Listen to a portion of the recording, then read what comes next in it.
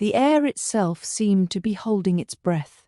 In the ancient northern forests, where tall pines and silver birch trees stood like frozen sentinels against the iron-grey sky, something was terribly wrong. I'm Raitis, and this is the story of how I stole fire from a god, and what it cost me. Winter had arrived earlier than anyone expected. The first snowflakes began as gentle visitors dancing through the air like tiny stars, but soon they multiplied and thickened until our entire forest was blanketed in white. Day by day the cold grew fiercer. Lakes that had once sparkled in summer sun now lay frozen solid, their surfaces like polished glass. The streams that had bubbled and laughed were now silent under sheets of ice. Even the wind seemed different. It no longer whispered secrets to the trees, but howled with a hollow voice that made the smallest creatures tremble. I stepped out from my den beneath the roots of an old oak tree. The snow crunched beneath my paws, and I watched as my breath formed a small cloud that hung in the air before disappearing. This winter is different, I said to myself.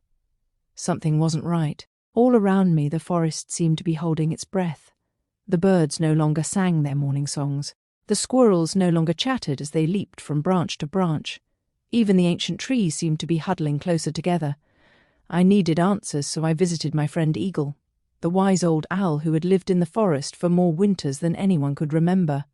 I found her perched in her hollow in the tallest spruce tree, her feathers fluffed up against the cold. "Good morning, wise one," I called up. "May I ask you something?" Egle blinked her large golden eyes slowly. "You may ask, young Raitis, though I suspect I know what troubles you. Why is this winter so much colder than any before? The rabbits are running out of food, the deer can barely walk through the deep snow, even the bears in their winter sleep are restless. Something is wrong, isn't it?" The badger family that lived near the stream had lost their youngest to the cold. The deer were growing thinner each day as they struggled to find food beneath the deep snow. Even the mighty wolves were howling less, saving their strength just to survive. The old owl sighed, and her breath formed a silver cloud around her. "It is time you learned the story that my grandmother told me and her grandmother told her. Come closer and I will tell you of the fire that was lost." I settled myself at the base of the spruce tree, curling my bushy tail around myself for warmth as Egle began her tale. Long ago, when the world was younger, the seasons flowed gently from one to the next. Winter was cold, yes, but never cruel. The secret to this balance was fire. Not just the fire that humans keep in their hearths, but the living fire that burned within every creature and plant. This living fire was a gift from the gods. It warmed the blood of animals, helped seeds to sprout in spring, and kept the heart of the forest beating even in the deepest snow. The keeper of this fire was Perkūnas, the mighty thunder god who rode the storm clouds and whose hammer struck lightning across the sky. Perkūnas shared the fire freely, teaching the first animals and humans how to honor it and tend it. But as time passed, the people of the world grew careless. They used fire to burn forests, to forge weapons, to harm rather than help. They took the gift for granted and forgot to show gratitude. The thunder god's patience grew thin. One terrible winter night, as a blizzard raged, he called back every spark of fire in the world. He gathered all the flames, from the smallest candle to the largest bonfire, and locked them away in his mountain home high above the clouds. "When you learn respect," he thundered, "perhaps the fire will return." And with that he vanished into the storm. Since that day winter has grown longer and colder with each passing year. The memory of true warmth has faded until now few remember that it was ever different. Egle's voice faded to silence, and for a long moment there was only the soft sound of falling snow. "But that's terrible," I exclaimed. "Why should the innocent animals suffer because of human mistakes? There must be something we can do." The old owl ruffled her feathers. "Some have tried to reach the thunder god's mountain. None have returned." I felt something stir inside me, a feeling like a small flame flickering to life. "Where exactly is this mountain?" I asked. Egle's eyes widened. "Young fox, surely you aren't thinking—" "I'm just curious," I said innocently, though the gleam in my eye suggested otherwise. With a heavy sigh, Egle pointed with one wing toward the northern horizon. "There, where the clouds always gather around the tallest peak. The Mountain of Thunder, they call it. But Raitis, listen to me carefully. Perkūnas is not cruel, but he is just. He does not forgive those who take what isn't freely given."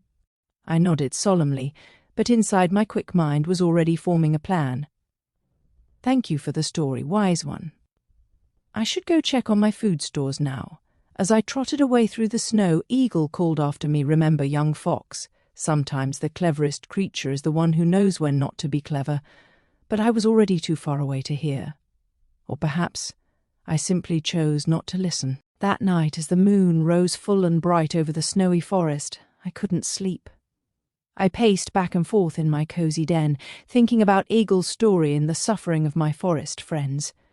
If the gods will not share their fire, I muttered to myself, watching my breath form frost patterns in the air of my den, then perhaps one of us must borrow it. The word borrow made me feel a little better than steal.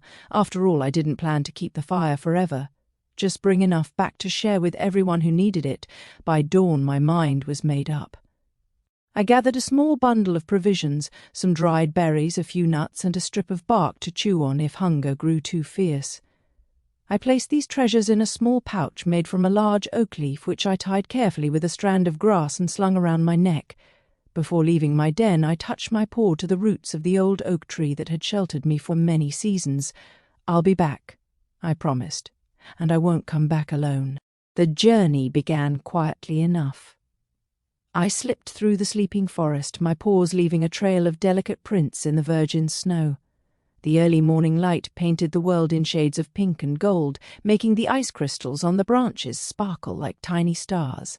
As I reached the edge of the familiar forest, I paused and looked back. From here I could see the smoke rising from the human village in the distance, the frozen lake where I had played as a young kit, and the ancient trees that had always been my home. For a moment, doubt crept into my heart. "What am I doing?" I whispered. "I'm just one small fox." As if in answer, a chickadee landed on a branch near my head. The tiny bird was puffed up against the cold, looking more like a grey ball of fluff than a living creature. "Good morning, fox," chirped the chickadee. "Are you going on a journey?" "Yes," I admitted. "A dangerous one, I'm afraid. I'm going to try to bring back fire from the Thunder God's mountain." I expected the small bird to laugh or warn me against such foolishness. Instead, the chickadee tilted its head thoughtfully. "My grandmother's grandmother," the bird said in its tiny voice, "used to sing songs about the time when winter wasn't so cruel. She said the air itself used to dance with warmth." The chickadee shivered, its tiny body trembling. "I would like to feel that just once." Something resolved within me then. I straightened my shoulders and lifted my tail proudly. "You will," I promised. "Tell the others I'll be back before the moon is full again." With that, I turned and trotted toward the distant mountains, my determination growing with each step.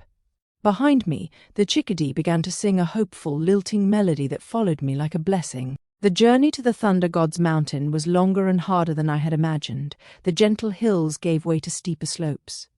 The friendly forest trees thinned out, replaced by twisted pines that groaned in the wind. And suddenly, as I crested a ridge of sharp black stone, I saw it, the mountain of thunder rising before me, wreathed in storm clouds that flickered with inner lightning. At that moment a massive shadow passed overhead, and I heard the beating of enormous wings. Screeched a voice like stones grinding together. "Another fool comes to steal from the Thunder God." I looked up to see the largest eagle I had ever beheld diving straight toward me, its talons extended and its eyes blazing with fury.